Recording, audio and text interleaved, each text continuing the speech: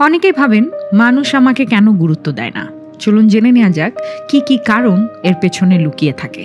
Number 1 হলো আপনি কি খুব বেশি হাসেন।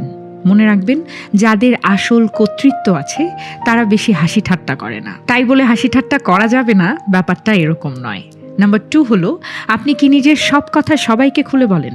এখন থেকে অল্প বলুন, একটু রহস্য রাখুন, সেটাই মানুষকে টানে। নাম্বার 3 হলো কেউ অসম্মান করলেও কি সয়ে নেন আপনি? তাহলে আজ থেকে প্রথমবারেই তাকে বুঝিয়ে দিন এটা আর চলবে না। নাম্বার 4 হলো আপনি কি সবার ভালোবাসা আর স্বীকৃতি পাওয়ার পেছনে ছুটতে থাকেন, কিন্তু জেনে রাখুন যারা নিজের গ্রহণযোগ্যতার মূল্য দিয়ে নিজের বিশ্বাসের উপর অটল থাকে, মানুষ তাদের প্রতি আকর্ষণ বোধ করে। নাম্বার 5 হলো আপনি কি কোনো কথা বলতে গেলে তার পেছনে 10টা ব্যাখ্যা দিয়ে থাকেন। তাহলে জানিয়ে রাখি, আত্মবিশ্বাসী মানুষ অল্প কথায় সব বলে দেন, তাদের বেশি শব্দের ব্যবহারের দরকার হয় না। নাম্বার 6 হলো আপনি কি সবকিছুর জন্য সরি বলতে থাকেন সব সময় সবার কাছে। তাহলে জেনে রাখুন আজ থেকে ভুল হলে ক্ষমা চাইবেন অবশ্যই, তবে ভুল না করলে অবশ্যই মুখ বন্ধ রাখুন। নাম্বার 7 হলো সেলফ ইনভেস্টমেন্ট। আর সেলফ ইনভেস্টমেন্ট হলো কিভাবে ড্রেস আপ করছেন সেদিকে খেয়াল রাখা।